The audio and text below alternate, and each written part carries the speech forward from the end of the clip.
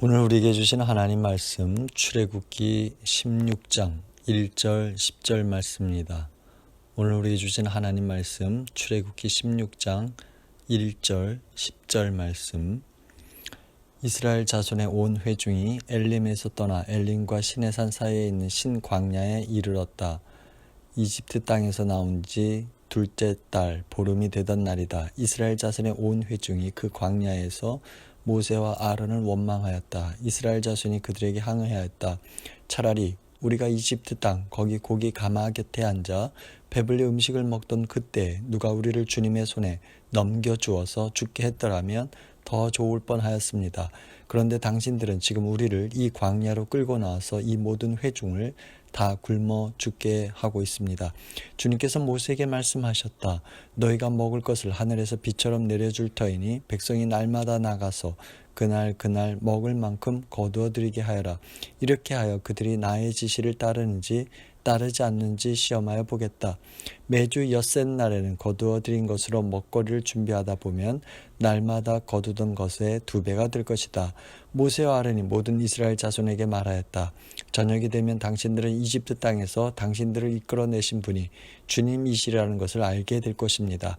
당신들이 우리를 보고 원망한 것이 아니라 주님을 원망하였습니다. 주님께서 당신들이 주님을 원망하는 소리를 들으셨습니다.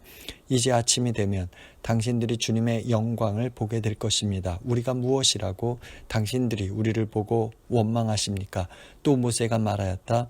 주님께서 저녁에는 당신들에게 먹을 고기를 주시고 아침에는 배불리 먹을 빵을 주실 것입니다. 주님께서는 당신들이 주님을 원망하는 소리를 들으셨습니다. 당신들이 하는 원망은 우리에게 하는 것이 아니라 주님께 하는 것입니다. 모세가 아론에게 말하였다. 주님께서 이스라엘 자손이 원망하는 소리를 들으셨으니 이스라엘 자손의 온 회중에게 주님 앞으로 가까이 나아오라고 일러주십시오. 아론이 이스라엘 자손의 온 회중에게 말할 때 그들이 광야를 바라보니 주님의 영광이 구름 속에 나타났다. 아멘. 코비드-19이 퍼지면서요, 우리 가운데 늘어나는 것 중에 하나가 원망이라는 생각이 들어요. 나는 괜찮은데 어딜 갔다가 누구 때문에 코비드에 걸린 것이라고 원망하는 것이죠. 지금까지 살면서 원망이 도대체 무엇인지 모르고 산 사람이 있다면 정말 감사해야 할 것입니다. 제가요, 군대 들어가서 훈련 받을 때 억울한 일을 당하면 원망이 저절로 나오더라고요. 한 번은 저희 부대 중대장이 단체 기합을 주는데 우리 중대 전체 120명을 너비가 킹사이즈 침대보다 조금 크고 깊이는 한 1m 안 되는 곳에 전체를 누우라고 했어요. 그래서 우리가 다 거기 누웠는데 저는 제일 아래쪽에 눕는 바람에 제 위에 훈련생들이 올라가서 눌렀거든요. 그 압력 때문에 도저히 숨을 쉴 수 없었고 소리를 낼래야 낼 수도 없었습니다. 너무 힘드니까 우리 모두가 죽겠다고 신음하고 있었죠. 그래서 저 중대장 못된 놈 이제 나가면 그냥 안 두겠다고 일을 갈았는데 몇 분 지나서 중대장이 저희를 다 집합시키더니 제 앞에 딱 서서는 큰 소리로 이러는 겁니다. 방금 전 기합 받을 때 내가 들으니까 나를 가만 안 두겠다고 그러던데 어디 그렇게 말한 놈 있으면 한번 나와보라고. 하필이면 제 앞에 서서 그러는지 그때 참 쫄려서 죽는 줄 알았습니다. 여러분, 그때요, 그 중대장의 관심이 뭔지 아세요? 그렇게 고된 훈련을 시키는 이유가 훈련병들을 괴롭히려고 하는 게 아니라 그 훈련을 통해 강한 병사로 길러내는 것이죠. 그것처럼요, 오늘 말씀해 보면 이스라엘 백성을 인도하시는 하나님의 관심은요, 이스라엘 백성이 그 광야에서 그냥 굶어 죽는 것이 아니라 그 광야라는 그 어려움들을 통해서 하나님을 정말 깨닫게 되기를 원하셨고요. 그 어려운 순간에도 하나님의 말씀을 지키기를 바라신 것이죠. 그런데 문제가 무엇이에요? 사람들은요, 자기 조상 때부터 이집트의 노예로 살면서도 그 이집트 땅이 정말 지긋지긋하다고 하면서도 동시에 그때 거기서 시중 들면서 배불리 먹었던 것을 좋아한다는 거예요. 가만히 생각해 보면 그것이 옛날 그 이스라엘 백성들에게만 일어난 일은 아니라는 것이죠. 요즘도 보면요, 사람들은 자기 몸을 망칠지라도 마약을 계속합니다. 가정을 망가뜨릴지라도 노름하고 방탕하게 살고요. 다른 사람에게 피해를 주어서라도 남의 돈을 갖길 원하고 남의 등쳐먹길 원하고 부도덕적인 일들을 추구하면서도 괜찮다고 여겨요. 그런데 말이죠, 이 모든 것들은 하나님이 하라고 하신 게 아니라요, 죄다 우리의 욕심 때문에 비롯된 것들이라는 거예요. 하지만 우리가 분명히 알아야 할 것은요, 하나님께서는 우리가 가진 에너지를, 우리의 힘과 지식, 죄는 우리의 모든 것들을 하나님을 위해 사용하지 못하는 것을 죄라고 하신다는 겁니다. 나 혼자 즐기며 편안히 먹고 마시자 하는 사람을 어리석다라고 하신 분이 하나님이세요. 우리에게 주신 아내나 남편과 더불어 사랑하는 것을 만족하지 못하고요, 배우자 외에 다른 여자나 남자를 그리워하며 사는 것을 음란이라고 하신다는 겁니다. 이스라엘 백성들이요, 이집트 사람 아래에서 노예로 지내다가 이제 자유인이 되었잖아요. 육신의 만족을 위해서라면 차라리 노예 생활을 하는 게 낫다고 그랬다는 거예요. 여러분, 이들이 왜 이런 줄 아세요? 그것은요, 힘들고 어려운 그 정말 굶주림의 문제 때문이 아니라요, 먹고 살기 위한 빵이 없어서가 아니라 하나님을 그렇게 한 이유가 그것 때문이 아니라는 거예요. 이스라엘 사람들이요, 이집트에서 나올 때를 생각해 보세요. 그 사람들이 아무것도 갖지 않고 그냥 맨몸으로 나온 게 아니잖아요. 이집트 사람들에게 금은 폐물을 받아 나왔고 가축들을 이끌고 나왔잖아요. 그러니 고기를 먹고 싶으면 양을 잡아서 먹을 수도 있었어요. 그런데 이들이 이집트에서 노예 생활하며 지낼 때가 차라리 나았다라고 말하는 이유는요, 그때 거기서 먹었던 수박이나 부추나 마늘 같은 거, 그런 것들을 광야에서 도저히 구할 수 없는 그런 것들을 먹고 싶었기 때문이라는 거예요. 그리고 그 무엇보다도 이 사람들이요, 불과 얼마 전에 역사해 주신 그 하나님의 구원의 손길을 전혀 기억하지 못했고요, 하나님이 베풀어 주신 모든 은혜를 잊어버렸기 때문이라는 것입니다. 그래서 모세는 백성들로 7절에서 이럽니다. 당신들이 우리를 보고 원망한 것이 아니라 주님을 원망했다고. 주님께서 주님을 원망하는 소리를 들으셨다고요. 이제 아침이 되면 주님의 영광을 당신들이 보게 될 것이라고요. 8절과 9절에서도 보면 계속해서 하나님께서는 백성들의 원망을 들으셨다고 말해요. 이걸 보면 하나님 참 속도 넓으시잖아요. 당신을 원망하는 소리를 들으시고 단체 기합은커녕 먹을 걸 주시겠다는 거예요. 여러분, 누군가 여러분을 원망하면 여러분 속이 편해요? 여러분은 모르겠지만 저는 불편하고 기분 나쁘고 분통 터지더라고요. 그런데 말입니다, 이런 우리들과는 달리 하나님은 4절에서 이렇게 반응하셨어요. 주님께서 모세에게 말씀하셨다. 너희가 먹을 것을 하늘에서 비처럼 내려줄 테니 백성이 날마다 나가서 그날 먹을 만큼 거두어 드리게 하여라. 이렇게 하여 그들이 나의 지시를 따르는지 따르지 않는지 시험하여 보겠다 그랬습니다. 무슨 말이죠? 원망하는 백성들에게 하나님께서는 하늘 양식을 공급해 주시겠다는 거예요. 아침에는 만나를 내려주시고 저녁에는 고기를 먹여주시겠다는 것이죠. 하나님이 원망하는 소리를 듣고도 왜 화를 내지 않는 것입니까? 왜 양식을 제공해 주는 거예요?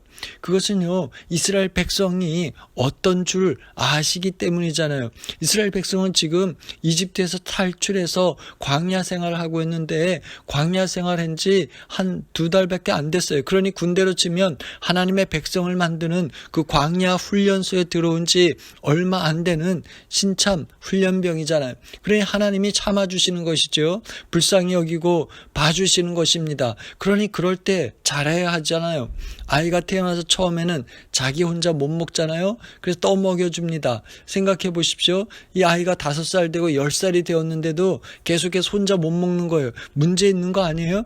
달이 지나고 해가 지날수록 아이가 자라는 것처럼요, 우리의 신앙도 그래야 한다는 것이죠. 하나님께서 우리를 도와주실 때, 하나님께서 참아주실 때 잘해야 하는 것이지요. 그럴 때요, 하나님이 우리에게 기대하는 것이 있어요. 그것은 우리가 훈련을 잘 받는지 안 받는지를 보신다는 거예요. 그래서 4절 하반절에 보면 그렇게 하여 그들이 나의 지시를 따르는지 따르지 않는지를 시험해 보겠다 그랬어요.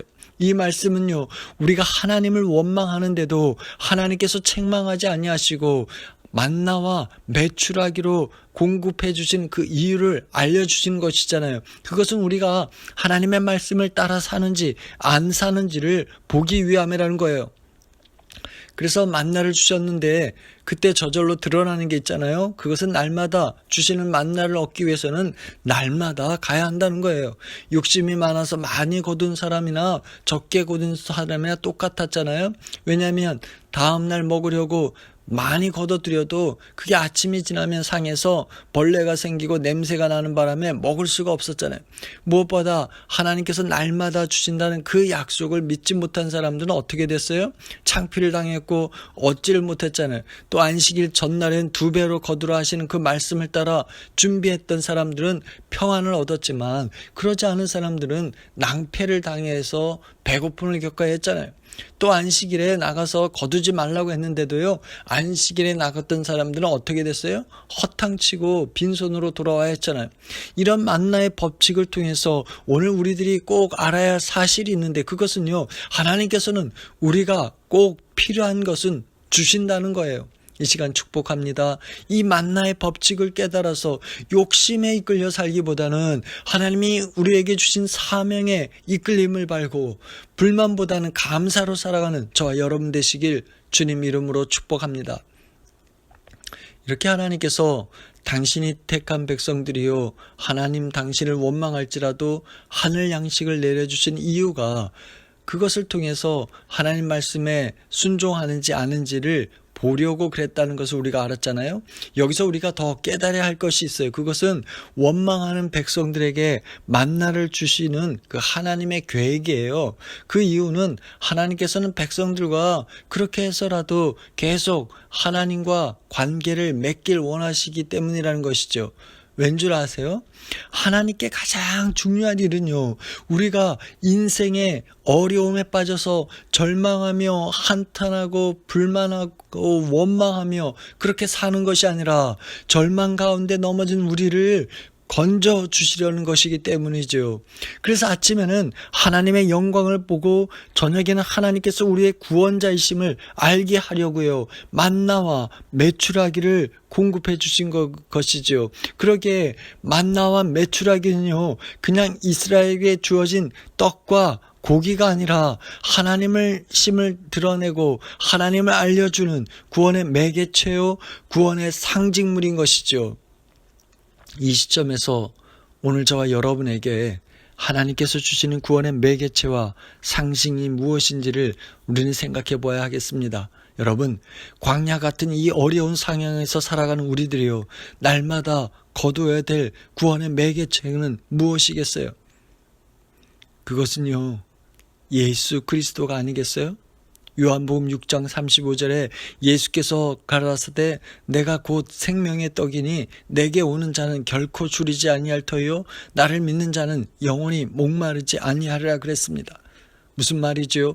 옛날 광야 교회를 다녔던 사람들이요, 하나님께서 주시는 만나를 날마다 먹고 살면서 하나님이 주시는 것으로 살았던, 하나님과 연결되어 살았던 것처럼 오늘 우리들도요, 하나님께서 우리를 구원하고자 허락하신 영의 만나이신 예수 그리스도를 날마다 먹으면요, 먹는 사람마다 살아갈 생명을 얻게 되고요, 믿는 사람마다 구원을 얻게 되는 겁니다. 왜 이런 것입니까? 그것은요, 우리들은요, 죄의 문제에서 해방되지 않고는 하나님과 연결될 수 없고요, 만날 수도 없기 때문이에요. 죄에 이끌려 살아가던 우리들을 불쌍히 여기신 하나님께서 우리를 구원하시고자 당신의 아들 예수 그리스도를 십자가에 대속제물로 내어놓으신 이유가 여기 있는 것이죠. 그래서 누구든지 십자가에 달린 예수를 나의 구원자로, 나의 주님으로 믿기만 하면 영생을 얻게 되고 죄의 종노릇에서 해방되어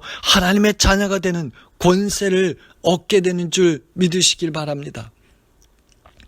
지금 이 시간 저와 여러분이 이렇게 예배를 드리는데요, 우리가 물어야 될 중요한 질문이 있어요.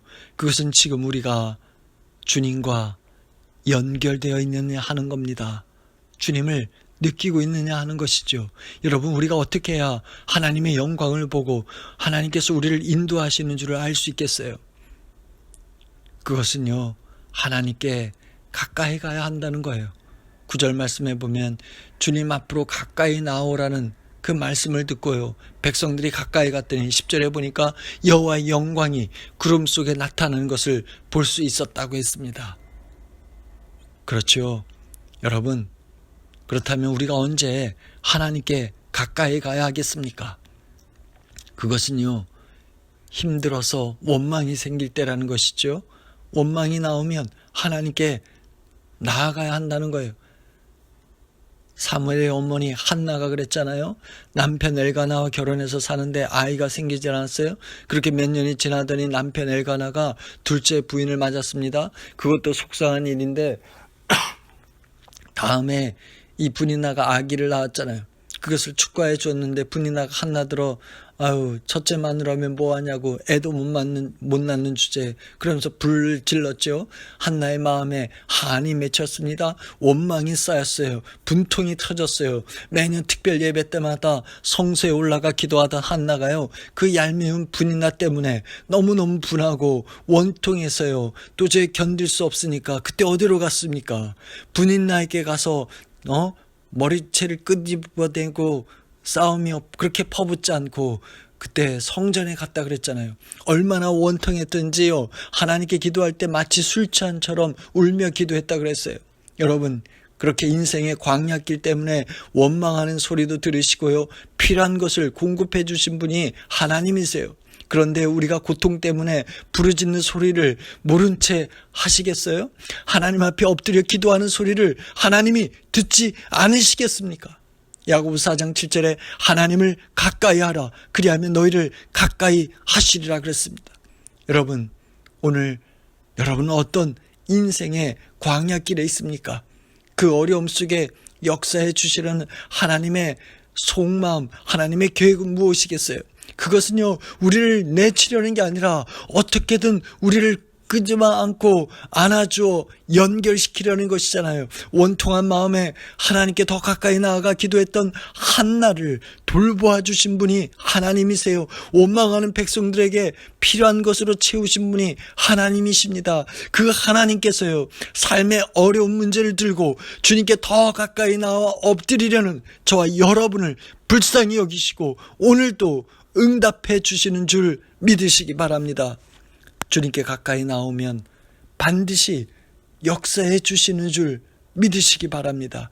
그래서 인생의 어두운 광야길에서 길을 내시고 빛으로 비춰주시는 하나님의 구원의 역사를 체험하는 그 은혜를 맛보며 하나님께 감사와 찬양하며 살아가는 여러분 되시길 주님 이름으로 축복합니다.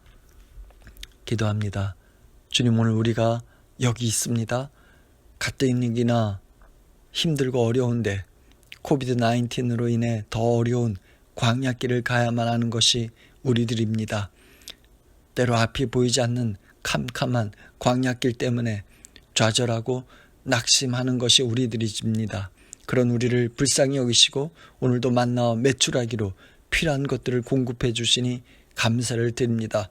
그런 우리를 측은히 여기시고 우리 죄를 위해 기꺼이 당신의 아들 예수 그리스도를 십자가에 건네주셔서 우리를 살게 하시니 감사를 드립니다. 힘들고 어려운 광야의 자리, 원망이 나오는 거기 그 자리에서도 주님을 우리의 주님으로 모시길 소원합니다. 그런 힘들고 어려운 때도 주님께 가까이 나아가는 저희들 되길 소원합니다. 그래야 역사하시는 하나님의 영광을 체험하고 간증하는 저희들 되게 복 내려 주옵소서. 예수님 이름으로 기도합니다. 지금은 우리 주 예수 그리스도의 은혜와 하나님의 사랑하심과 성령의 인도하심이 인생을 살면서 만나게 된 고통의 광야길 때문에 때로 믿음이 흔들리고 때로 믿음의 길에서 떨어지며 때로 하나님을 원망하는 우리를 불쌍히 여기시고 날마다 사랑으로 돌보아 주시는 분이 우리 하나님이시라는 사실을 깨닫고 우리 인생의 어려움 때문에 원망이 생기면 또 고통의 문제를 만날 때마다 주님께 가까이 나와 하나님의 역사를 체험하며 살아가겠노라 다짐한 성도들마다, 가정들마다, 자녀들마다 일터와 저희들의 학업 위에 영원히 함께 하시기를 간절히 축원합니다. 아멘.